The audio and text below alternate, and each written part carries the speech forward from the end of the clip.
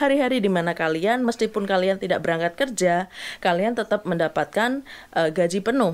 Nggak perlu kerja, tapi juga nggak perlu kerja, tetap dibayar. Hal apa saja yang kita terima sebagai pekerja di Australia? Sesaat lagi.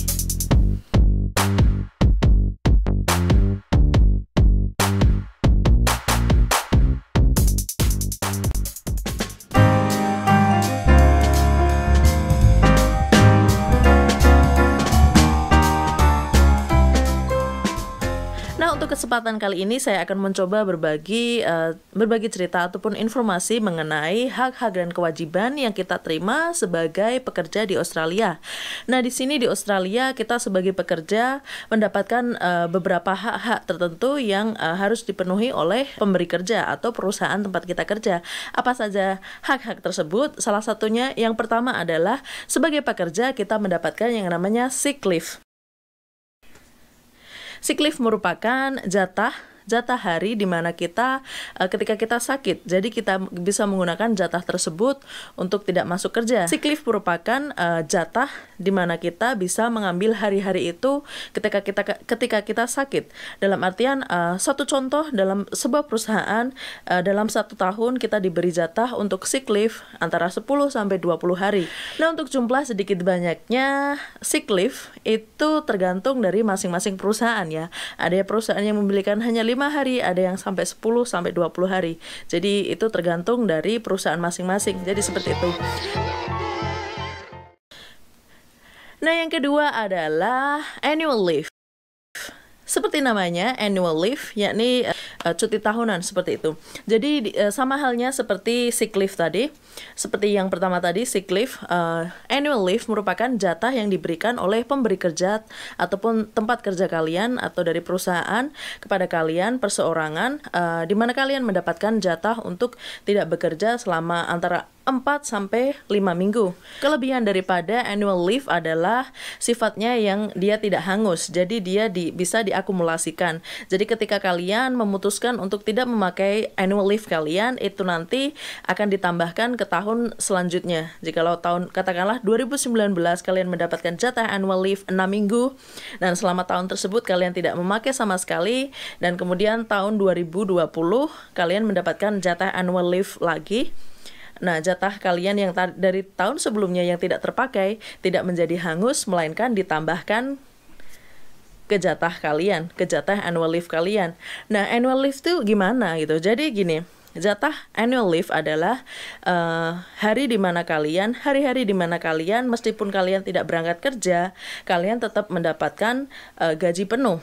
Sama halnya seperti sick leave yang saya sampaikan sebelumnya tadi. Satu contoh, kalian liburan 1 bulan penuh memakai jatah sick leave kalian, memakai jatah annual leave kalian tetap digaji penuh, menerima gaji penuh dari perusahaan tempat kalian bekerja. Kalau dipikir-pikir enak sekali ya bisa begitu, nggak perlu kerja, tapi juga nggak perlu kerja tetap dibayar. Oh my God, everyone wants that, isn't it? Jadi gini, meskipun fasilitas itu atau hak-hak itu adalah merupakan hak-hak yang wow, hak-hak yang lumayan beneficial ya, sangat menguntungkan gitu bagi pekerja. Akan tetapi gini, untuk memperoleh hak-hak tersebut kita harus memenuhi standar ataupun kriteria. Jadi tidak semua pekerja yang bekerja di suatu perusahaan itu mendapatkan hak-hak khusus ini. Lalu siapa saja sih yang bisa menerima annual leave, sick leave seperti itu? Jadi gini, tergantung dari status kepekerjaan kalian, status employee kalian. Apakah kalian di sini bekerja sebagai casual? Apakah di sini kalian bekerja sebagai part-time? Atau kalian bekerja sebagai full-time employee? Jadi status kalian sebagai pegawai itu menentukan hak-hak apa saja yang kalian terima gitu. Nah, kalau kalian masih bingung apa itu casual, part-timer, dan lain sebagainya yang full-time, one day nanti saya akan buat video lagi yang khusus membahas tentang apa itu casual worker, part-timer, dan full-time employee. Seperti itu akan saya bahas sendiri. Ini nanti takutnya kelamaan ataupun videonya terlalu panjang ya. Nah, hal ketiga yang perusahaan di sini berikan adalah yang namanya ada superannuation ataupun superannuation ataupun dana pensiun. Nah, dana pensiun ini tidak seperti yang sick leave ataupun annual leave tadi. Untuk dana pensiun ini tidak pandang status kalian sebagai employee tertentu. Jadi kalian di sana bekerja sebagai apapun, semua asalkan kalian bekerja di suatu perusahaan tersebut, entah kalian full timer ataupun casual, kalian semua akan mendapatkan yang namanya dana pensiun gitu. Jadi dana pensiun adalah dana yang dibayarkan dari perusahaan tempat kalian bekerja. Sangat berbeda dengan di Indonesia ketika dimana kita hanya mendapatkan dana pensiun apabila kita bekerja sebagai seorang civil servant atau sebagai pegawai negeri. Nah, di sini sangat berbeda. Jadi selama kalian bekerja membayar pajak seperti itu, semua dari kalian akan mendapatkan dana pensiun yang dibayarkan oleh tempat pemberi kerja kalian atau dari perusahaan di mana kalian bekerja. Begini penjelasannya. Di sini kan gajian tidak bulanan ya. Jadi di sini di Australia gajian dilakukan per minggu. Jadi setiap minggu kalian akan mendapatkan gaji. Kemudian perusahaan tempat kalian bekerja juga akan memberikan payslip. Payslip adalah bukti gaji kalian, di mana kalian di sana semua ada rincian dari gaji kalian, termasuk pajak, termasuk dana super kalian ataupun dana pensiun yang tempat perusahaan kalian berikan kepada kalian. Ini adalah gaji yang saya terima tahun 2016. Dari total gaji 19 jutaan, gaji bersih yang saya terima hanya 16,5 juta setelah membayar pajak sebesar 2,5 juta. Dan bila kalian lihat yang bergaris pink itu adalah Australian Super atau dana pensiun yang perusahaan bayarkan ke saya, itu berjumlah hampir 2 juta per minggunya. Bagaimana bila saya tidak tinggal di Australia untuk waktu yang lama? Jadi katakanlah hanya bekerja di sini dalam waktu 3-5 tahun, lalu setelah itu ingin kembali lagi ke negara asal, seperti itu. Gimana nasib dengan dana pensiun ini gitu loh.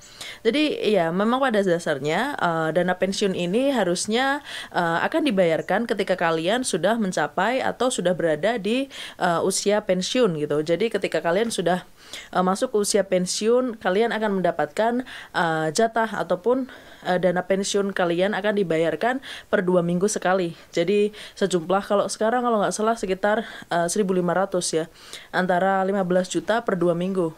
Jadi seperti itu. Masing-masing daerah ataupun masing-masing state berbeda ya. Jadi bisa berbeda-beda. Nah, bagi kalian yang katakanlah seperti working holiday visa seperti itu, yang tinggal di sini hanya 2-3 tahun, lalu kembali lagi untuk ke negara asalnya, biasanya ataupun kalian bekerja lama di sini tapi memutuskan untuk kembali ke kampung halaman. Satu contoh seperti itu. Nah, bagaimana nasib super ataupun dana pensiun kalian? Apa yang akan terjadi? Bagi siapapun yang memutuskan untuk tidak kembali lagi ke Australia, maka yang akan terjadi adalah dana pensiun kalian akan diberikan kepada kalian. Satu contoh tahun depan saya ingin pulang ke Indonesia dan tidak ingin kembali lagi ke sini. Jadi itu kepulangan saya terakhir dan saya mau stay di negara saya gitu. Declare atau menyatakan bahwasanya saya tidak akan kembali lagi ke sini dan dana pensiun kita akan bisa dicairkan lebih awal. Jadi seperti itu. Jadi nggak masalah. Nah, bagaimana menurut kalian? Semoga informasi mengenai hak-hak para pekerja di Australia bisa memberi sedikit gambaran kepada kalian yang ingin datang ke Australia dan bekerja di sini. Nah, bagi kalian yang tertarik untuk bisa datang dan bekerja di Australia, nah bila kalian masih berusia di bawah 35 tahun dan setidaknya kalian sudah menyelesaikan diploma 3 kalian atau kalian sedang menempuh studi S1 kalian di semester 2, kalian bisa memanfaatkan yang namanya working holiday visa. Ini adalah visa di mana terjalinnya hubungan diplomasi Indonesia-Australia yang memberikan kesempatan kepada kaula muda untuk bekerja dan juga bertamasya di Australia untuk kurun waktu sampai 3 tahun kalau di-extend ya. Tonton video-video yang ada di layar kaca saat ini. Semoga informasinya bermanfaat untuk kalian. I'll see you around. Bye.